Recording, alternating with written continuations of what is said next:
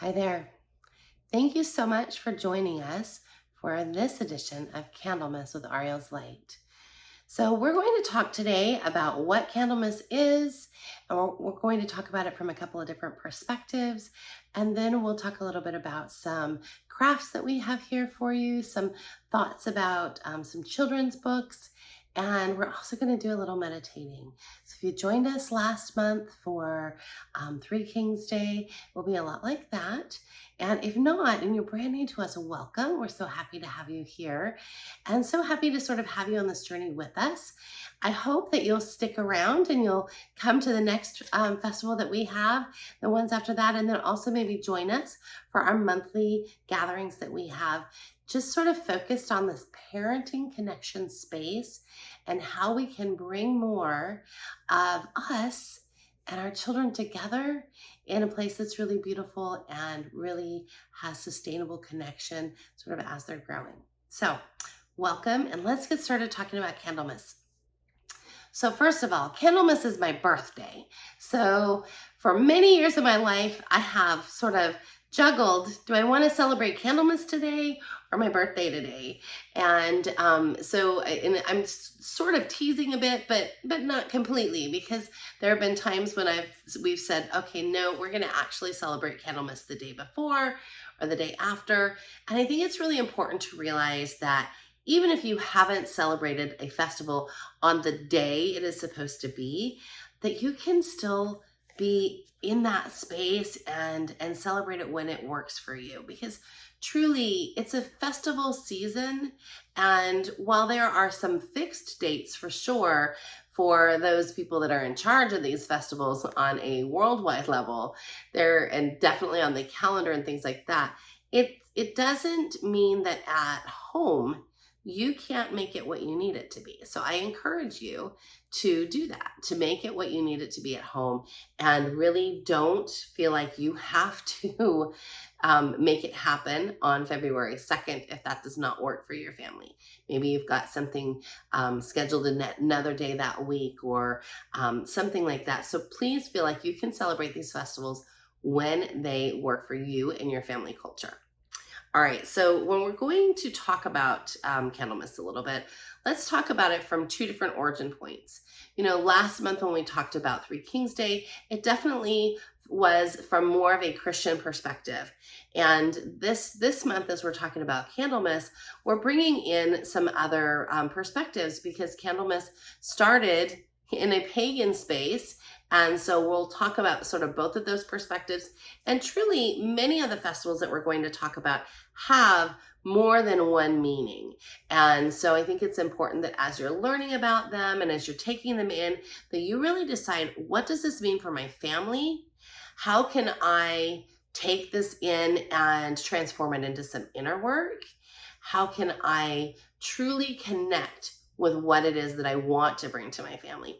It's possible that you'll listen to some descriptions of festivals, or we'll talk about some festivals that you will think, you know what, that doesn't work for our family culture right now. And it's okay. It's okay. What you should do instead is ask yourself, what can work? What can I bring in and really bring well for my children, so that we have this beautiful sort of festival life and festival space? So let's first talk about the Christian perspective of Candlemas, and just sort of what it is. So from the Christian perspective, it's 40 days after Christ's birth. Now, many of us know that Christ wasn't born on December 25th, but it is liturgically on the calendar about 40 days after his birth. And so it's an important holiday and marker in that regard. Also, from if we're looking at all of the festivals, it is also this light coming out of the darkness. So if we look at the fall festivals, say Martinmas, that happens about 40 days before Christ's birth, that is the space of bringing lanterns into the darkness, this light being carried into the darkness. The darkness is then transformed as the child of light is born. And then at Candlemas, we're sort of bringing that light that's been born out of the darkness and into the light of the world. And so that is a sort of a beautiful space to sort of keep in mind as you're working through these sort of festivals of light. It's also a purifying festival on the Christian calendar in that way. So it's a time that we dip candles, and you'll see in our videos these, like this is a dipped candle that one of my children dipped, or roll candles, pour candles, many of those things surrounding candle making and bringing of this light sort of culminate around this festival. And when we talk about the pagan influences, you'll see it's really interesting how some of them dovetail together. But this piece of purification, if you will, I like to think of it more of a cleansing space. And it really is about sort of, we're looking at the new year ahead. We're looking at what's coming. We're maybe reevaluating some of things ourselves. And, if you've been working since the beginning of the year, you might be thinking, are there things from the goals maybe that I started at the beginning of the year that maybe I need to tweak now, because I've been at this for a month now, and there are some things that feel great and some things that don't. It's funny, most people that make New Year's resolutions, they're often not doing them by that first week in February. Many of them definitely not doing them by the first week in March, but really having instead this time to, hopefully we've set goals instead of resolutions, and then we can evaluate those goals sort of as we're going through the year. So that's what it means to me when it comes to the space of purification. It begs me to say, Melissa, are you where you want to be? Are you on the path that you want to be on? Or are there some things that you need to purify or clear out of your way, and so that you can sort of walk forward more consciously? And you'll see as we sort of dive into this a little bit more, the pagan aspect of it is very, very similar. Let's see here. I've got my handy note cards. I don't want to miss anything. We talked about the light out of the darkness. Traditionally, this is also when, if there's any Christmas greenery that is left, maybe a Christmas tree or a wreath, this is when it would be burned. And so we're kind of sweeping away the rest of Christmas. With Three Kings Day, it was the culmination of that Christmas space, and now we're pretty much done.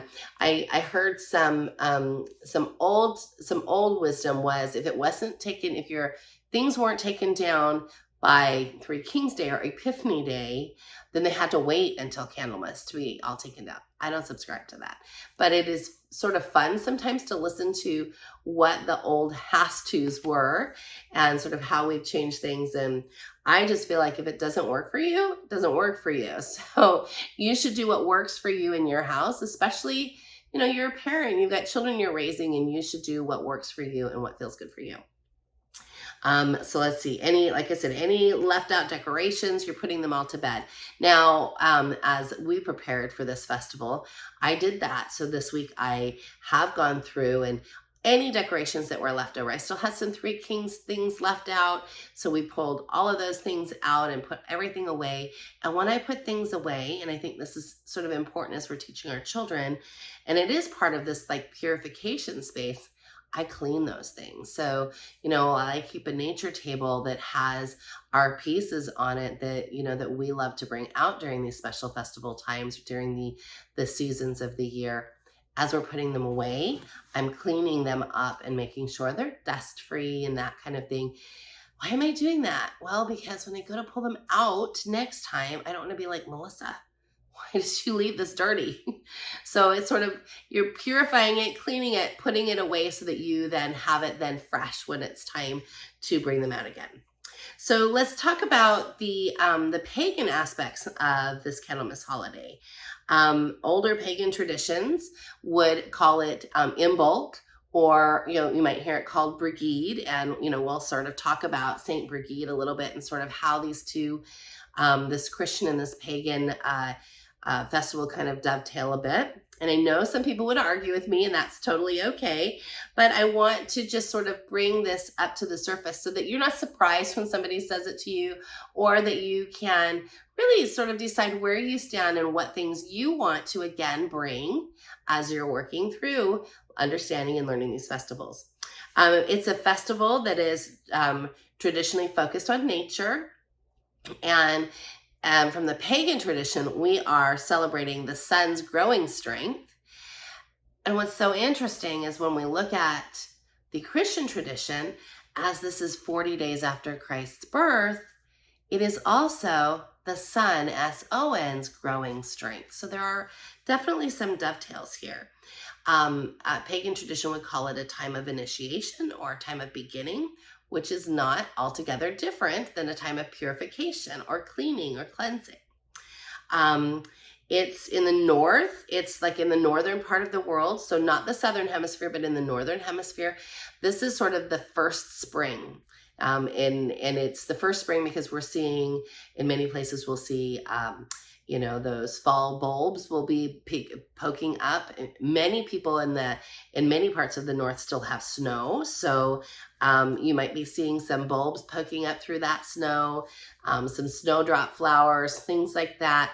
If you're living in a more temperate climate, Florida, California, Texas, those areas, you are seeing many more signs of spring coming. So I remember when we lived in California, in fact, there was a plum tree on the property we lived, and I am sure right now, as I'm thinking, even though I'm not there, I'm sure it's already got blossoms on it for the new coming spring. So that will, turn into plums at one point. So this is when we're seeing a lot of the places that in the United States that provide us with those fruits that we see in the grocery store.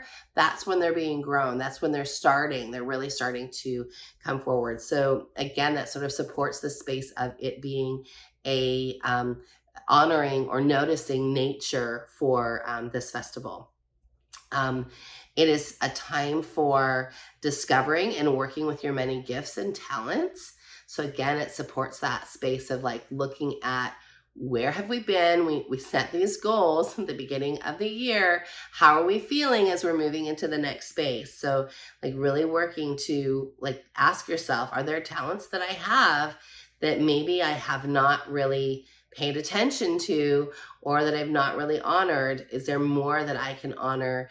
And that doesn't mean doing more. It might just mean honoring more, honoring that space a little bit. Let's see.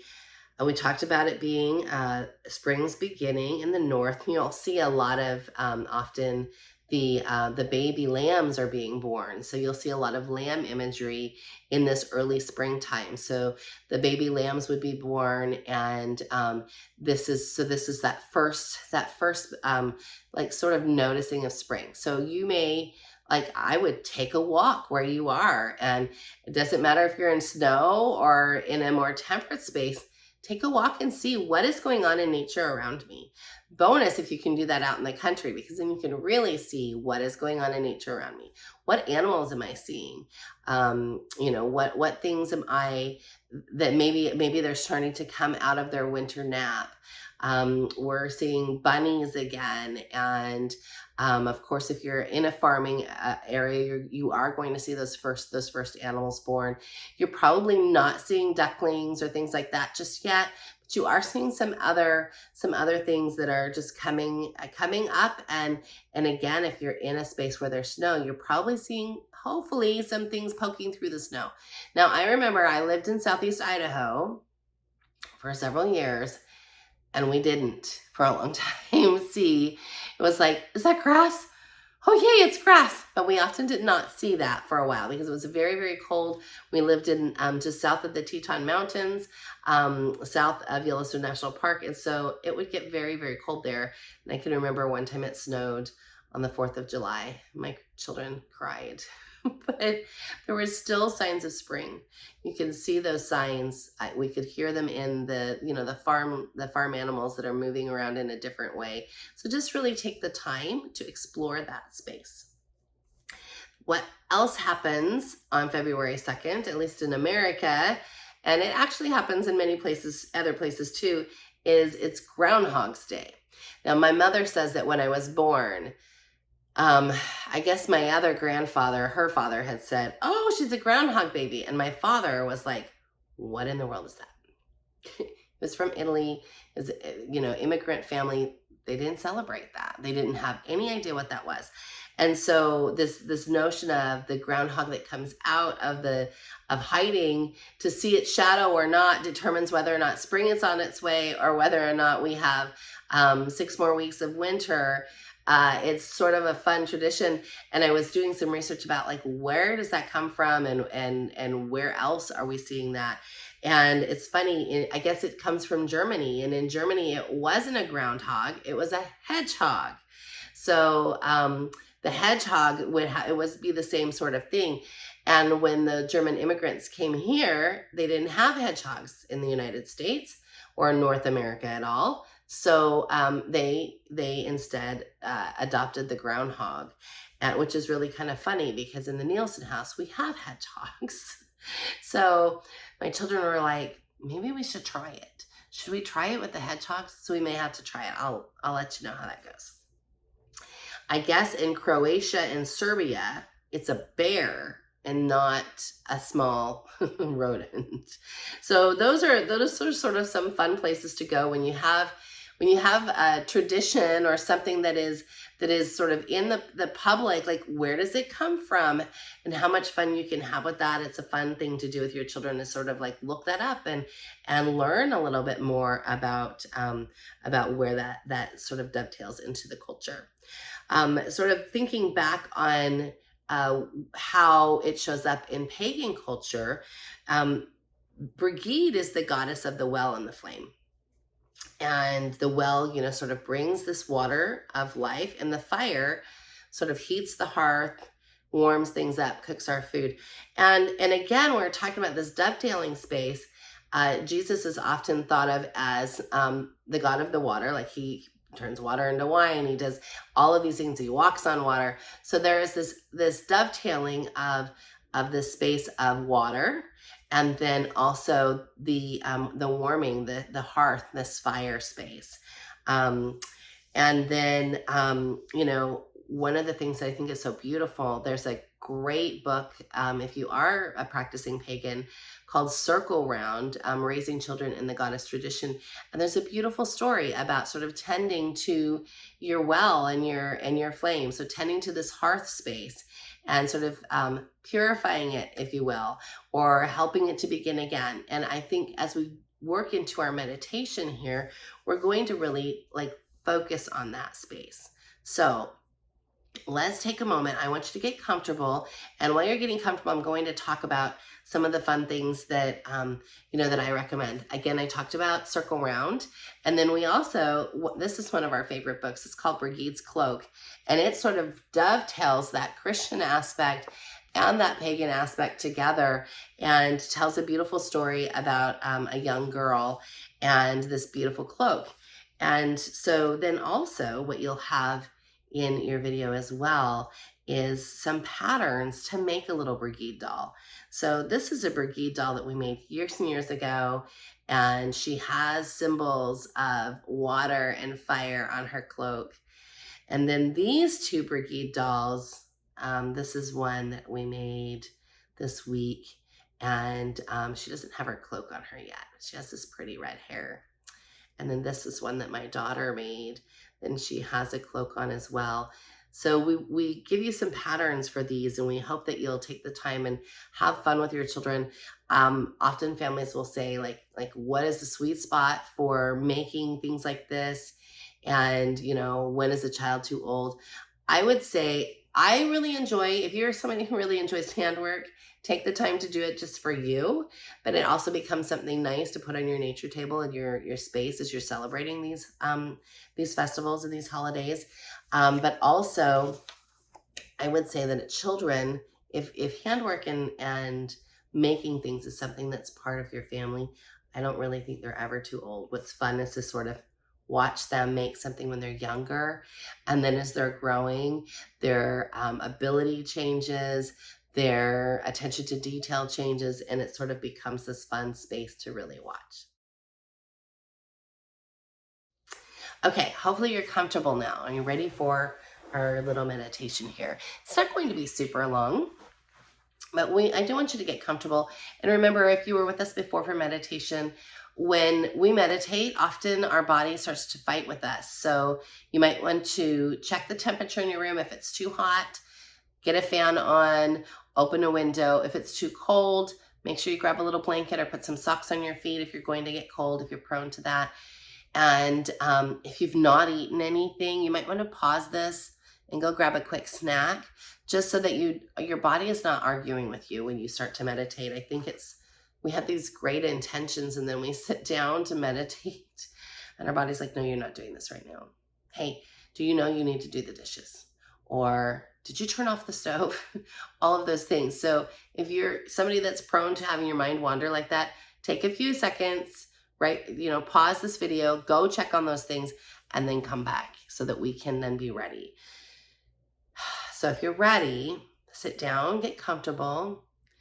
I like to always start with just sort of like, where's my neck right now? Because that's a space that yells at me often. If I've been sitting too long or I haven't really done any neck rolls that day, it's really important to just sort of do that. Get some stretching going there. Think about your shoulders. We often hold a lot of tension in our shoulders. I like to sort of sit crisscross applesauce and then put my hands on my knees and push back a little bit so I can get some rotation in my shoulders. If you hear pops in your back, it's okay. Okay, now close your eyes. And breathe. I want you to breathe in, and then we're going to hold. Breathe in deep. We're going to hold for 3, and then release. Okay, so breathe in. Hold. 1, 2. Breathe out. Get a couple of normal breaths in there, and then we're going to do it again. Breathe in. Nice and deep. Hold. And release. Okay. So as we explore this space of sort of tending to our well and our flame, or the space of bringing light out of the darkness of winter, purification, initiation, new beginnings, and also really thinking about those goals that we made at the beginning of the year. Do we need to adjust anything? Let's just take a moment to allow that to ruminate as you're just settling into this space. What comes to mind?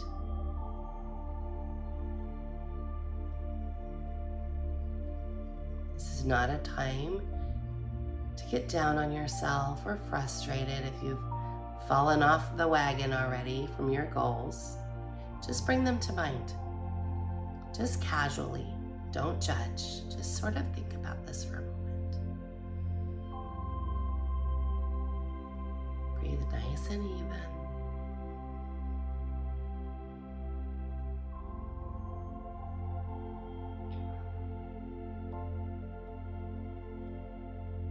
If you're having trouble focusing, just focus on your breath for a minute. And bring those thoughts back to center.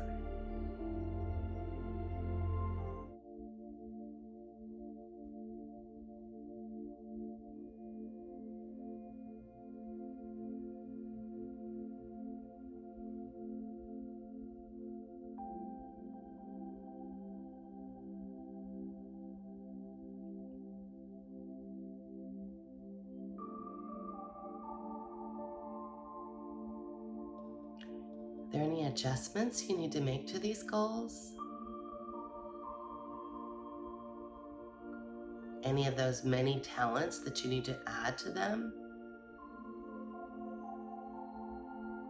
Maybe something you're just discovering or something that you've forgotten that you know how to do that'll help you as you're walking this path.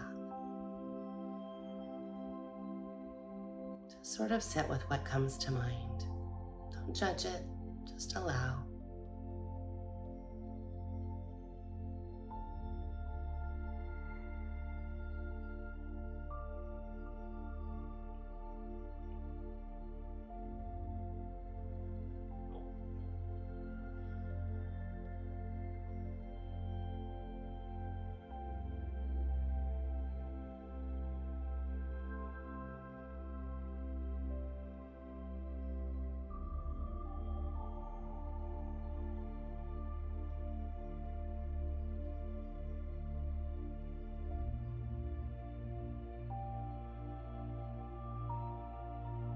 Remember to focus on your breathing. If you stray, just come back.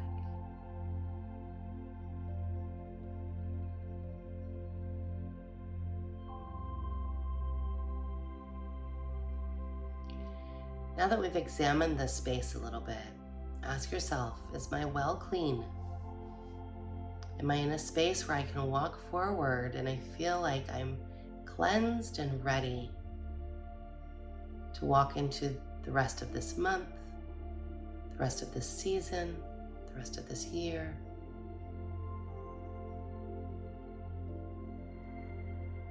And if not, what things would be helpful?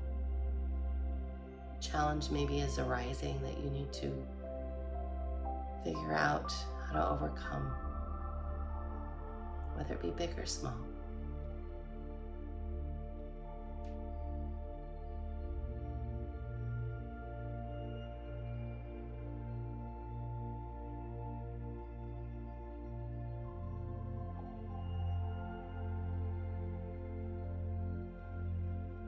Remember, we're also shining light, bringing that light out of the darkness. So as we have these challenges, what light can we shed on them? Just acknowledging a challenge helps it feel better. See it, look at it from all sides, all perspectives. If it's something you've struggled with for a long time, is there possibly something that you're not seeing? Try to look at this challenge objectively. Is there another perspective you can give it?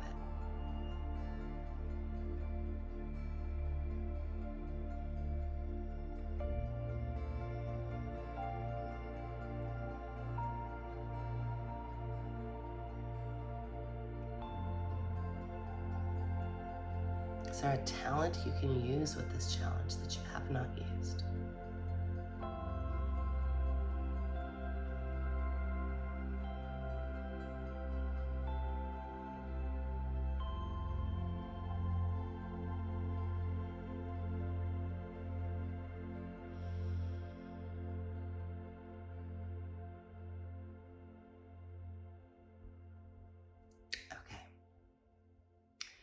Now I want you to set one intention for this week, just one,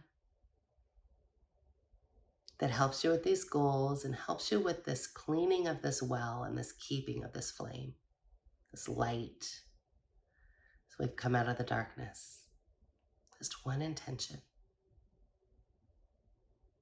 Maybe it's intentional connection in your inner work with Source. Maybe it's time with a partner. Maybe it's time with your child, connection there.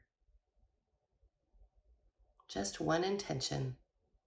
Even if you accomplish many more, just considering just one intention. All begins somewhere.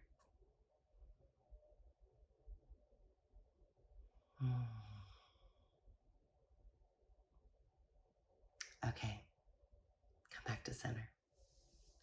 I hope that was helpful to you. I hope that you found some peace in taking a little bit of time for you. Now, sometimes people say to me, how can I bring this to my children? How can I bring this meditative space to my children? So I'm just going to give you this little tidbit. I don't think any child is too young to start this with. Of course, when they're babes and they're in our arms, as we're nursing them or feeding them, that becomes a very meditative space because they're very close to us. As they're growing and they're wiggly toddlers, sometimes it's really hard to get them to sit still. So you might want to bring them in your lap, rub their back. Some of them like to have their hands rubbed or their toes rubbed. And just bring that reverence piece to it. Just bring that reverence because they're learning from us. So bring that reverence piece. As they grow, maybe you've got a 3-year-old, 4-year-old, 5-year-old, let them sit across from you, also crisscross applesauce, and hold their hands. And just start with listening to the sounds that are going on outside or around your home. And then as they grow, you can grow with them. You can bring a little bit more. As they're waking up a little bit, you can have them think about a favorite story, how it might be to be an animal. So maybe this week, if you're bringing Groundhog's Day, maybe you want to think with an older child, what would it be like to be a little hedgehog or a groundhog or a bear if you lived in Croatia or Serbia? What would that feel like if you were a bear? Would you be grumpy? Or would you be really happy to be done hibernating? Take that time and enjoy it with your family. And we'll see you at the next festival. Bye.